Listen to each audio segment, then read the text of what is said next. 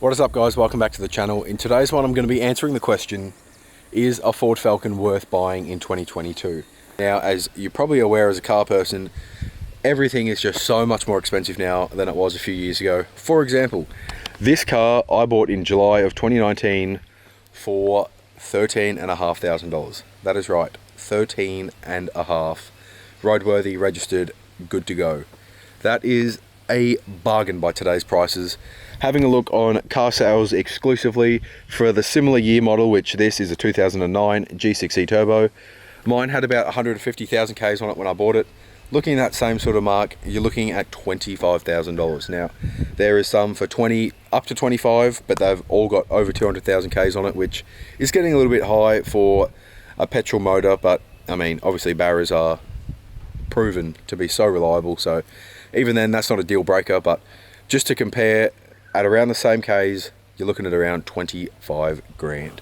Now, obviously I've spent quite a bit of money on this car, probably upwards of $45,000, including purchasing it, of course, and I think it's completely worth it. As you can see, I've got the rear airbags, coilovers, work Kiwamis, XYZ, 6-pot brakes, the wrap in the KPMF, custom headlights, you name it, I've done it all. This car's making just over 600 horsepower on E85, and it's an absolute blast. So if you're looking at getting a car similar specs as this, the 600 horsepower, you know, all the cosmetics, I personally wouldn't let this go for any less than maybe like 42. I think it would be worth 45. The true market value is maybe 40, but personally, if someone offered me any less than 42, I wouldn't take it. I've been offered 40 and didn't take it. Should I have? Maybe, I'm not sure, but I didn't. I just love this car too much, and up until very recently, I haven't been able to convince myself that there's a better car. But next year, I think I might make the jump back to JDM, but that's beside the point. If you are wanting to get a car similar to this, then what will it cost you? Now, like I said, I bought this for 13.5. Everything I've done to it, I think I've probably spent, in total, 45. Now, if you were to go and do all these mods now, it would probably be a bit more expensive. As we all know, parts have gone more expensive, shipping, just everything is more expensive now. So to probably build this car now would be 50, 55 maybe.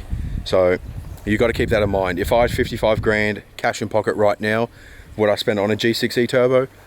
Probably not. Honestly, I don't think I would. I think I would probably go and buy, like, I don't know, an Evo 10 or something like that. I'm not too sure, but I don't know if I would spend it on a G6E Turbo, just personally. Are you sure about that? So would I recommend for you to go and get one of these? 100%, especially if you're willing to get a stock one and modify it over time. Obviously parts and stuff are getting more expensive, so if you can get one with a few little things done and still okays, awesome. If you got the money to go and get, you know, one that's already built sort of how you would like, then 100% go for it. This car has honestly been an absolute dream to own from the get-go all the way till now. I really haven't had any dramas other than snapping an axle, which was sort of my own fault for being a dickhead, and popping tires because, well, also being a dickhead. I've taken this all the way to Sydney and back with no dramas, except for Sydney's roads. That was the only drama that we come across. And honestly, it's just such a good car. I can drive it confidently every day. I know when I owned a WRX, I would literally have to park it on a hill and roll start it anytime I wanted to go anywhere. So, you know, you don't really have those issues with this car. It is so reliable. There is so many, you know, companies that can work on them. It's just, like you've all heard, barriers are seriously so cheap, so reliable. Obviously, they're not as cheap as they used to be, but in terms of like making power and modifying them, they're definitely one of the cheapest high-powered motors that you can get, especially if you were to compare it to an RB or a 2J or something along the same sort of lines. So the question is, should you buy a Falcon in 2022? The answer is yes, you should. Everyone should own a Falcon at least once. It should be a part of just growing old. You had to have owned a Falcon at one point in your life.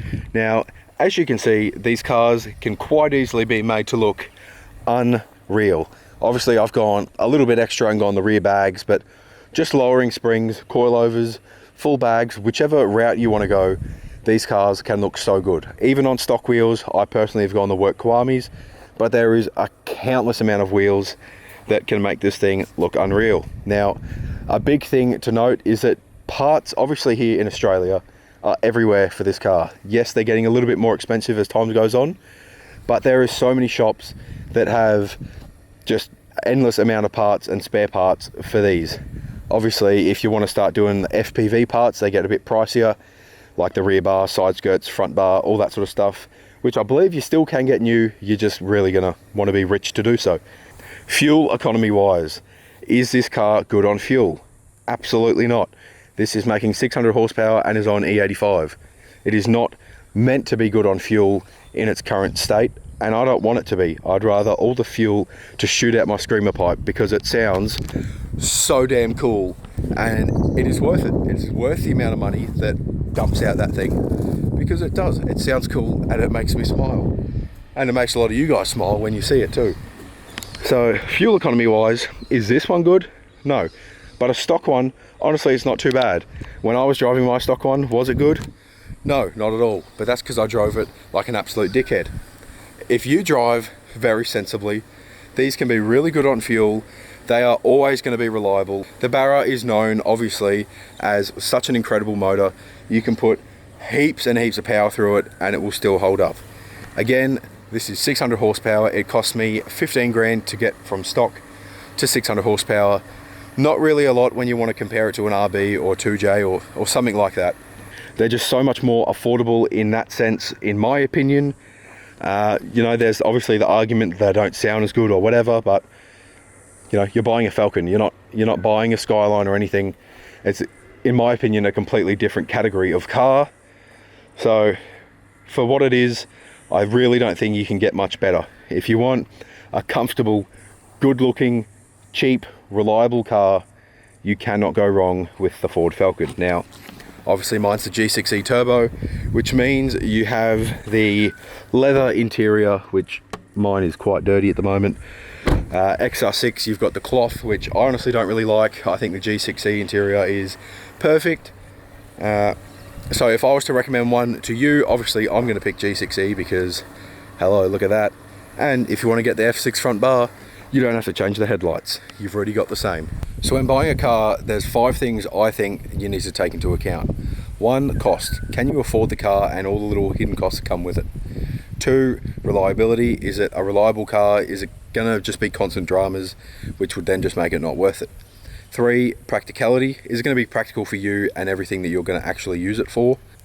4, is it modifiable? I don't want to own a stock car, so whatever car I want to know that there's plenty of mods I can do if I get, well, when I get bored and want to just change it up. 5, am I going to personally love it? So let's start at number 1, cost. Again, 13.5 I paid. 25 to get a stock one. Honestly, it's not that crazy. My first sort of expensive car, I got a $25,000 loan, got a Hilux. I'm not going to go down and tell you you should get a loan or shouldn't, but $25,000 honestly isn't a crazy amount of money for the car that you're getting. Now, insurance, because this is a G6E, it's considered not a sports one. I believe the insurance is more for an XR6 Turbo because that's obviously the sports one. So that's pretty cool. You pay cheaper insurance on this, and just all little costs, you know, sort of like that, services, whatever. It's not that much because it is such a common car. You know, there's so many parts out there for it. 2, reliability. That there is a Barra. Reliability, check.